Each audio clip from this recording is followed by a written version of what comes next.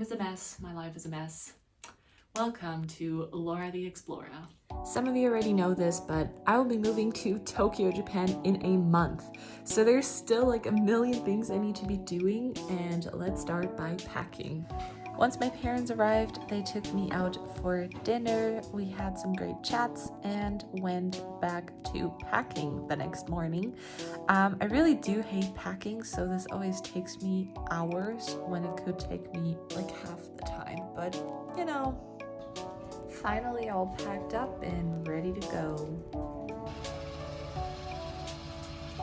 It's about a 6.5-hour drive from my current place to my parents' house, and it took forever, literally. It's like 30 degrees today and I'm on my way to Düsseldorf now. Let's hope I get the paper that I am very much in need of in time so that I can even apply for my visa, because your girl forgot to read the most important part of getting the visa. It is literally in red and I just didn't see it.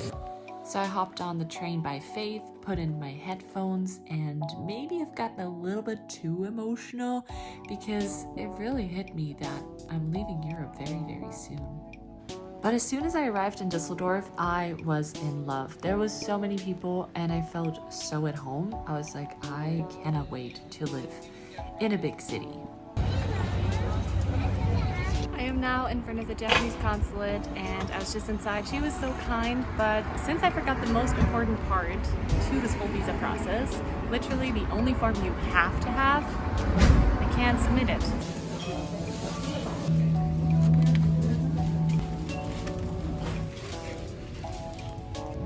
Since the whole visa situation didn't work out, I'm just gonna eat instead. Ich gerade an Hamburg denken, wo wir auch wieder waren. Wir haben an den Elben. Und? Probieren. Okay, darüber will ich jetzt Zeit nicht mehr machen. So. Here's to another try of getting my visa, but as soon as I arrived in Düsseldorf, I was told that my form was still not processed by the Japanese government, and so I just went to a park instead. Okay, so I'm gonna be telling you guys more about what I'm gonna be doing in Japan. It's not fully figured out, so I guess in the next few videos it'll make a bit more sense.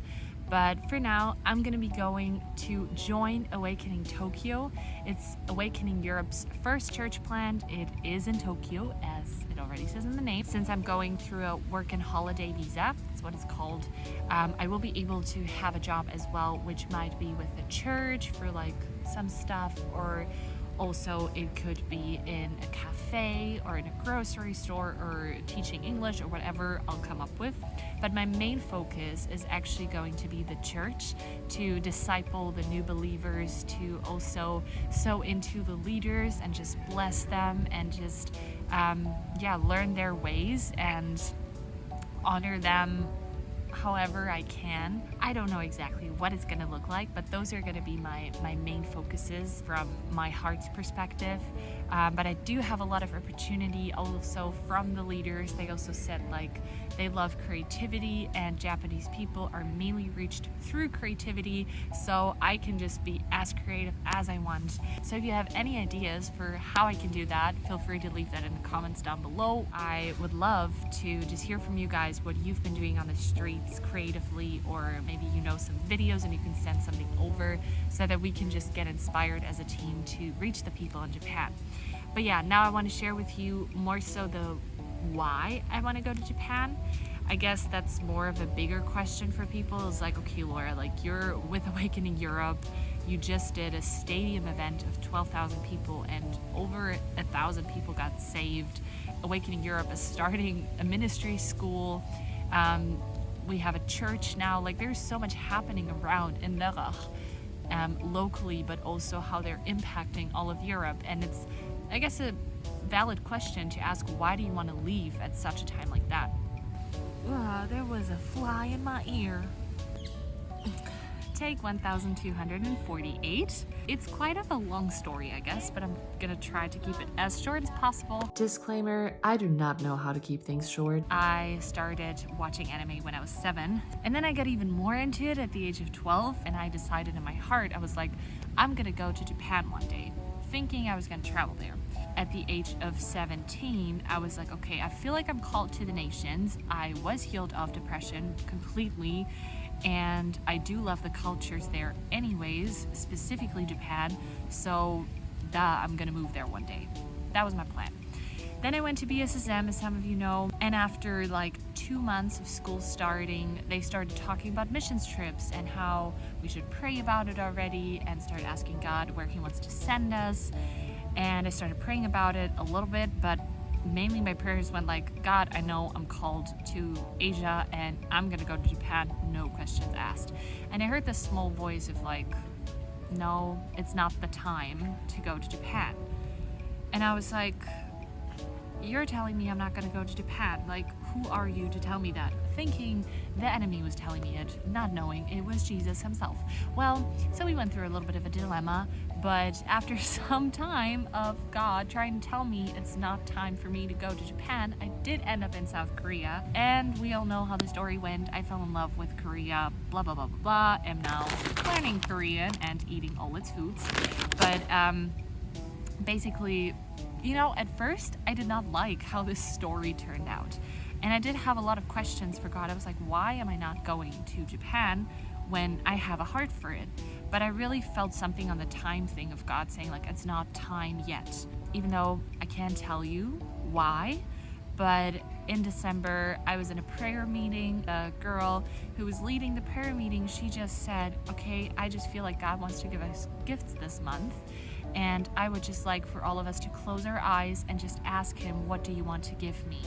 So I closed my eyes, and at that time I was in so many processes, emotionally mainly, and you know, just going through stuff, and it was really hard for me to hear God's voice for me personally.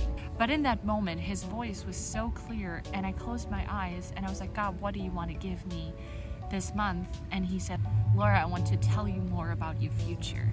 And that was not what I was wanting to hear. So I was like, no, God, like, I am already overwhelmed with my present. I don't need to know things about my future. And He just said, it's time to go to Asia.